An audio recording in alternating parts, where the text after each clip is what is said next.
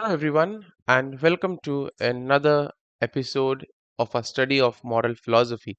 Today, we'll take a look at the foundation of moral order because very often we see the basic question that we ask ourselves is why do we call some actions good and others bad? So, in everyday life, we constantly make moral judgments. So, we'll say, like, helping the poor is good, or cheating in exams, that is wrong, or we also say that telling the truth is better than lying. Now these judgments assume something very important. What is that? We say that there really is a difference between what should be done and what should not be done. So therefore, when we speak of moral order, we can say that moral order refers to the total system of moral values, duties, and obligations and norms that guide our human action.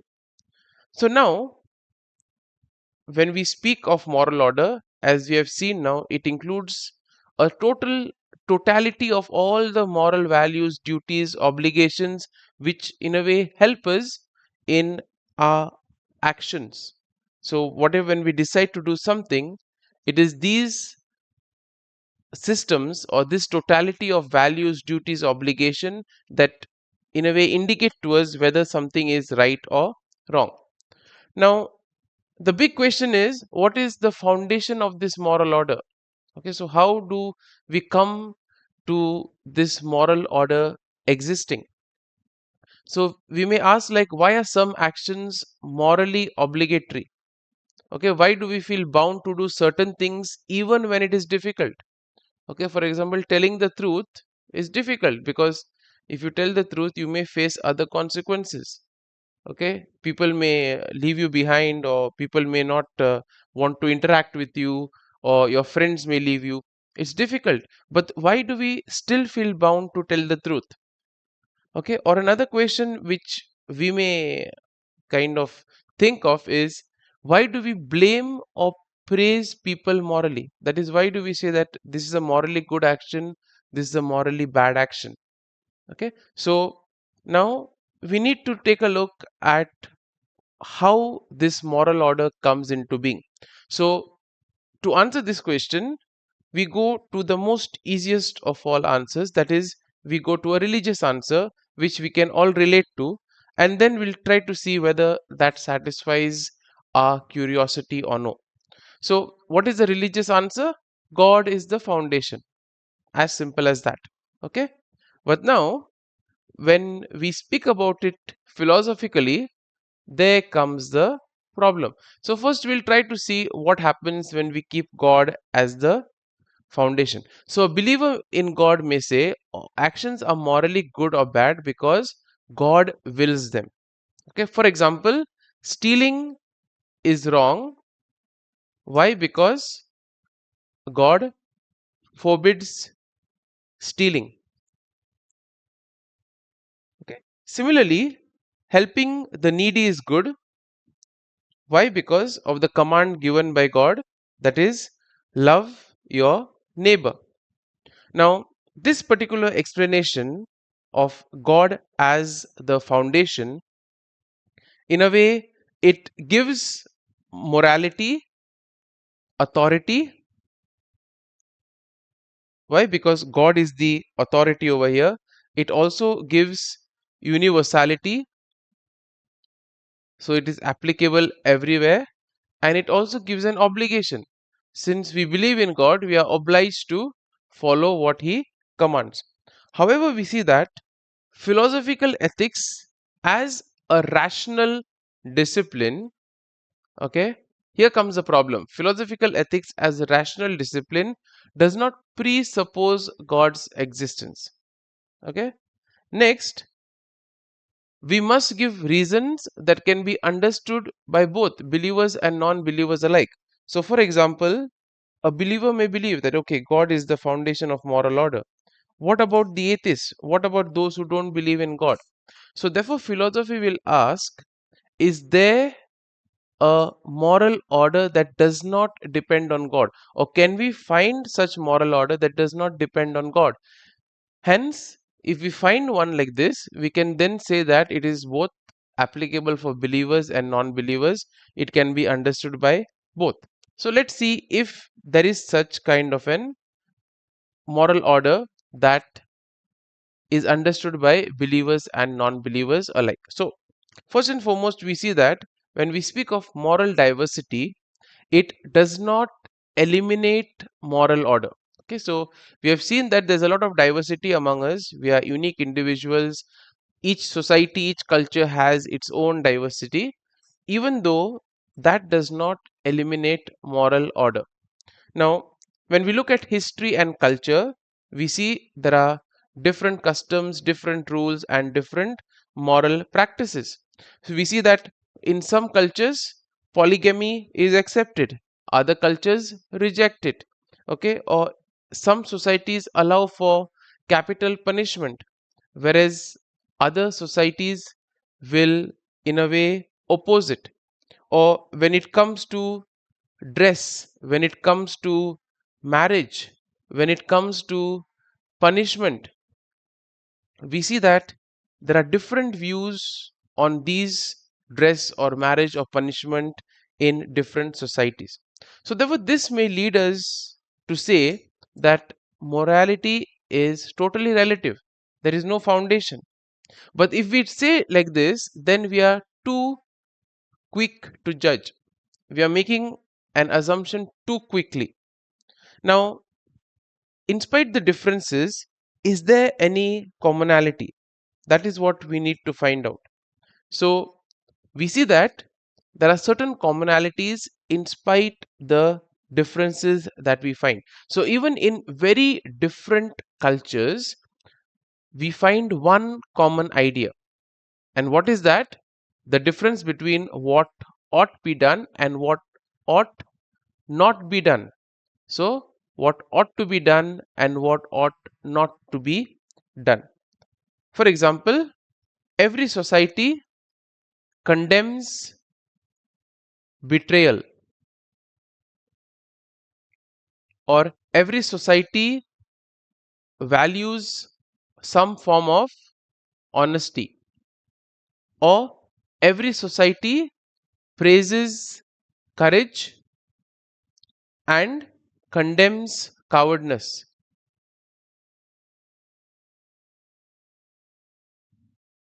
So, the question still remains, what grounds this universal distinction between ought and ought not? So, is there some grounding for us on which we can make this difference between ought and ought not? So, let's go to Sartre and Sartre's existential humanism, who says that there is no foundation of moral order. Now, as we know, Sartre is an atheistic existentialist, and he takes a very radical position. So, what does he say? He begins by saying that there is no God, therefore, there is no divine lawgiver, and hence there can be no fixed moral law. Okay, so as we said earlier, if we keep our foundation on God, he says there is no God, so the whole thing comes crumbling down. Let's try to understand Sartre's argument in little bit more detail. So, Sartre says that as there is no God, there is no moral obligation. So, Sartre will argue, if God does not exist, there can be no moral obligation binding on all human beings. Okay, sounds rather strange. Okay, let's see why. So, he says that if God does not exist, there can be no moral obligation, because a moral obligation requires authority, right? Somebody should be there who gives the order, who gives the command. Now, authority requires a lawgiver. Without God, no lawgiver exists. So, therefore, we can say that moral rules are not discovered, not given, they are only invented. Okay, so this is the conclusion that we can come if we say that there is no God, hence no moral obligation. Hence, moral rules are only invented, they are not discovered, they are not given. So now, Sartre goes again further on and says, no human nature, no universal moral values. So, this comes from his famous saying that existence precedes essence. Now, this means that we human beings are not born with a fixed nature. So, there is no human essence that is common to all of us. Each one of us creates himself or herself by their choices. So, whatever we choose, we become that.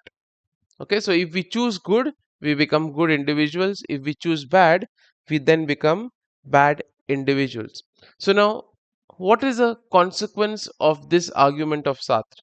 So he says that there is no common human nature, hence we cannot have any universal moral rules. There is no this is good for all human beings. So the simple thought behind this is, if there is nothing in common, how can you have a common rule, right? So therefore he says that there is nothing as such which is good for all human beings. Why is this so? Because he says each person creates his own values. He says that there are no pre-established moral rules. There are no objective good or evil. Hence, each person must choose freely, create values through action, and take full responsibility for those choices. So, when we were dealing with Sartre in contemporary Western philosophy, we have already seen this in detail.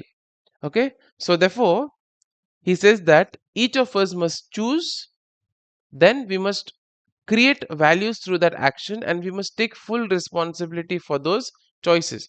We cannot just say that, oh, we are just choosing this and not doing anything about it. No, we must take full responsibility that it is our choice and we have become what we are because of our choices. For example, one person may choose honesty as a value,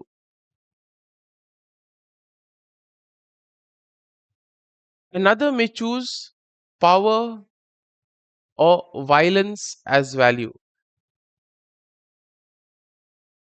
Now we see that in this way, neither can be objectively wrong. Why? Because there is no court of appeal beyond individual choice. So, what Sartre says that there is no moral court of appeal beyond individual choice. So, that means after we make a choice, there is no kind of thing which can tell us that this is right or wrong. It is your choice. You have made that choice. You cannot appeal it in any kind of, there is no kind of a moral court for you to appeal that. Now, this brings us to something called radical freedom and anguish. So, Sartre admits that when we have to make our own choices and then we are held responsible for those choices, this leads to anxiety, it leads to anguish and total responsibility. But he accepts this as the price of freedom. So you cannot say that you want freedom and at the same time you don't want to, be responsible for what you do. Freedom and responsibility go hand in hand. So if you want freedom, then you must in a way accept a responsibility for your actions, for what you do. If you don't want to do that, then the whole aspect of freedom doesn't come into being. Now, what is the philosophical problem with Sartre's view? So, Sartre has, in a way, nicely put it, but still, there is some kind of thing that doesn't make sense or doesn't exactly answer our question of moral order and its foundation. So let's take a look at this philosophical problem with Sartre's view. So first and foremost, even though Sartre's position is powerful, it raises serious difficulties. First and foremost, moral judgment becomes impossible.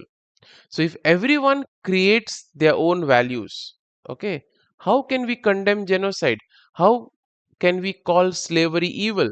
How can we say torture is wrong? Makes sense, right? Because if I say that slavery is good, okay, and somebody else says that slavery is wrong, it is again their personal choice. So then how can we say that, oh, slavery is bad, slavery should be stopped? Okay, so this is again the problem that comes. So if everyone makes their own choices, if there is no moral foundation, how do we say something is good, something is bad? Okay, for example, if a dictator says, my value is power, I choose cruelty. Okay, so a dictator has said that he chooses cruelty. Now, based on Sartre's view, okay, we may not agree with that or we may dislike it, but we cannot say that it is objectively wrong. Why? Because again, the element of choice. Yet, in real life, we see that cruelty is morally evil, right? We are all told that cruelty is morally evil. So, how do we come to that conclusion that cruelty here is morally evil? So, for that, we see that we need to go a little bit more deeper. Now, moral language loses meaning. Okay, so when you look at words like justice, rights, human dignity, we see that they lose their universal meaning. Why? Because they become personal preferences and not binding moral truths. So, as a result, we see that experience contradicts Sartre.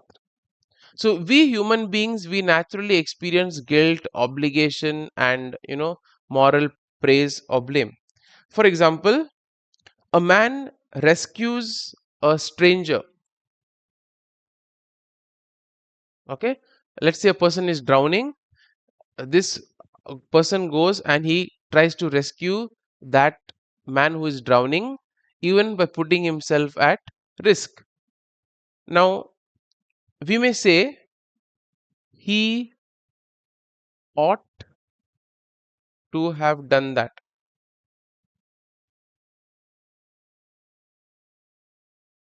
We don't say that that was his personal choice.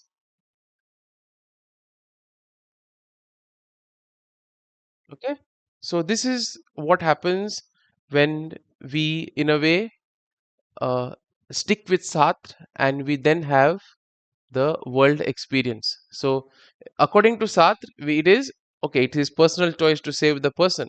Whereas in real world, when we come across such situations, we say that he ought to have done that. So, now let's come towards a philosophical foundation of moral order. Now, without presuming God, philosophy can still argue that human beings are rational and free. We can say that they have dignity and certain actions respect this dignity, others violate it. For example, when I'm kind to you, I'm respecting your dignity. If I'm cruel to you, then I'm violating this dignity. Okay, or if I do good to you, or if I give you your rights, I'm respecting your dignity. If not, I am violating it. So, in this way, we can say that moral order is, in a way, grounded in nature and dignity of human person and not in personal choice alone. So this is the first foundation that we can say, that moral order is grounded in the nature and dignity of the human person. So moral order exists because we universally distinguish between right and wrong. Now religious ethics grounds would ground this in God's will. But we see that in philosophy, we seek a rational foundation that everyone can believe in. So Sartre denies any foundation and he makes morality purely subjective. But we see that moral experience and social life and moral judgment suggest otherwise. So, thus, even without invoking God, we see that morality cannot be reduced to a mere personal choice. The very fact that we judge, blame, praise, and feel obligation points to a deeper moral foundation. So, now let's look at the reality of moral good and evil. So, we have said that although Sartre's existential position is logically consistent, it does not correspond to a lived experience. Okay, it is, his position is consistent, it is right, it is true, but it does not correspond to a lived human experience. So what is the key point here is that no one can deny that human beings actually experience a distinction between morally good and morally bad actions. So we see that people everywhere speak of duty, obligation, right, wrong, justice and injustice. So this happens whether they believe in God or not. Now, he says that this universal experience is called a primary datum of moral consciousness. Why? Because it is something immediately given in experience. It cannot be mathematically or logically proved, but it cannot be denied either. For example, when we see child abuse or human trafficking or betrayal of trust, we directly say this is wrong. When we say honesty, sacrifice, or people caring for the weak, we say this is good. Now, these judgments directly come to our mind, okay, and they arise before any philosophical theory. We don't go to prove why is this right, why is that wrong. We know directly that it is good or it is bad. Therefore, we see that moral reality must be explained, not dismissed as an illusion. So, therefore, the reality is not an illusion, moral reality. It needs to be explained. And therefore, we must find a reasonable foundation of moral order without presupposing God's existence. So, we have already found one, that is human dignity and respecting the human person. We now need to see if there is something else. Now, although or also we see that it is unreasonable to say that human beings have nothing in common except freedom. And because we know that we also share vulnerability, need for recognition, capacity to suffer and to flourish, and social dependence. Hence, we see that moral actions, we can say, are essentially social. So, imagine, or so for example, when we reflect on moral judgments, we notice an very important fact. Morally good or bad actions are mainly actions that are done to others.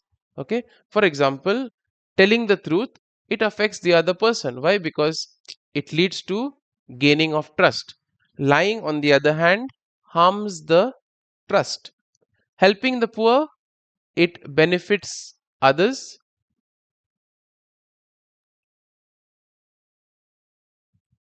And on the other hand, we see that exploiting workers, it injures others.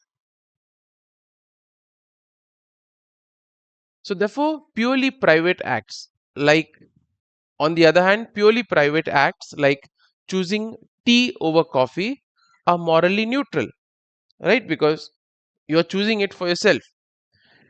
Similarly, we can conclude that moral evaluation arises in the context of relationship. So it is only when we are in relationship with one another, or when we are in the social context, or when we are in the group, when we are in the company of others, we can say that the whole question of moral evaluation arises.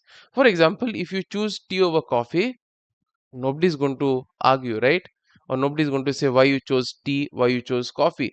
It is your choice. For example, you choose chapati over rice. again, it's a private act, it's a personal choice.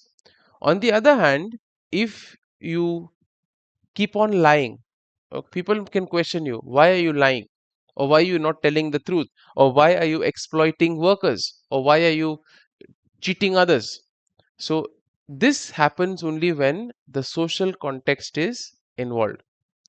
Now we also see that moral qualification depends on a human interaction. So imagine a strange situation, okay, where human beings exist, but nothing they do affects anyone else. As we said, let's take a situation of an island. You're alone on this island, okay? Whatever you do does not affect anybody because you're alone there, okay? And nobody else is there around you. So, in this world of the island of yours, nobody can harm or help another. No actions would have consequences for others. For example, if you play loud music on that island, nobody will be affected. Even if you play it at night, nobody will be affected because you're all alone on that island. Now, in this case, we can say that no action would be morally good or evil. And in such a situation, morality would become meaningless.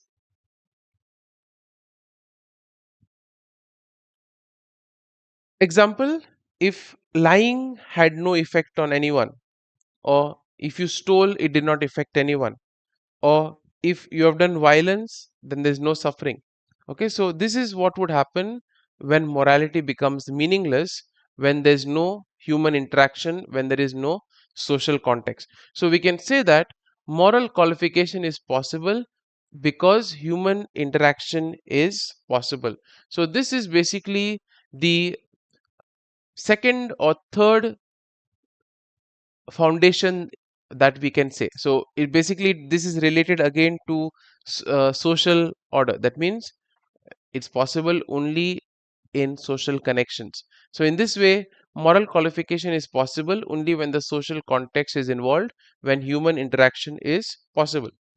Now we see that we are essentially social and interdependent.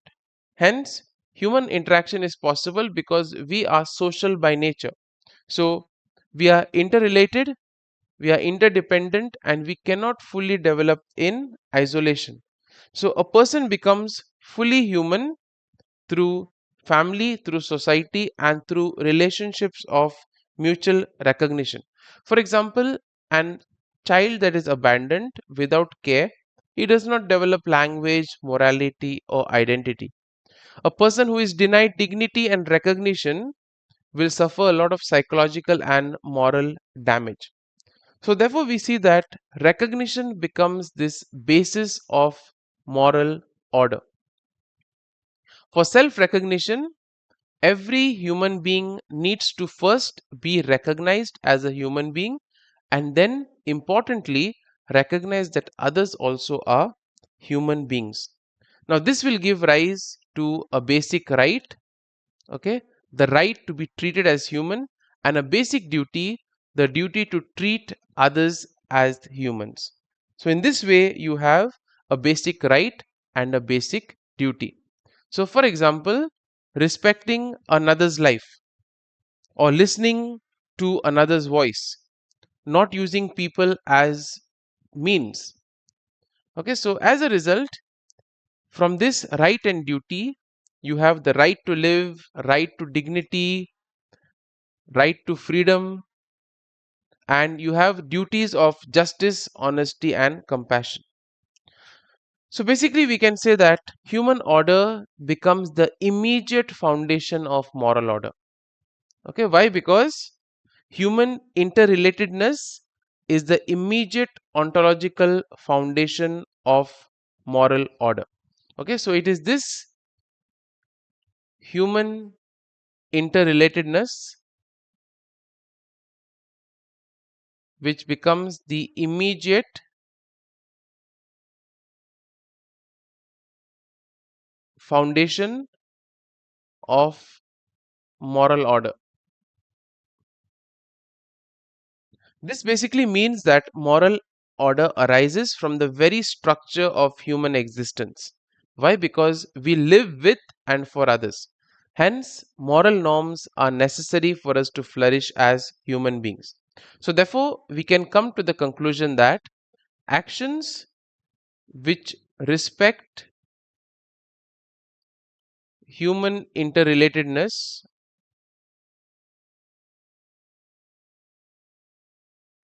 these are morally good or right, and actions that destroy or deny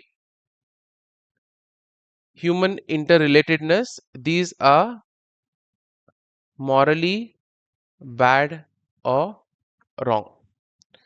So, therefore, this brings us to an end of this discussion of what is the foundation of moral order.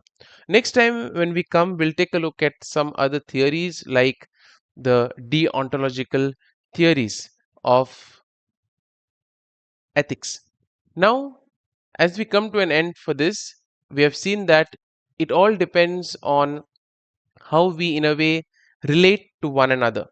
Okay, and in this also comes the human person, the dignity of the human person, and the very fact that we live in society. So, ultimately, we have come to the conclusion that it is this human relatedness of us that is the immediate foundation of moral order. So, this is for today's episode on the foundation of moral order. We'll come back next time with some more interesting aspects of moral philosophy. So, till then, be ethical and do good.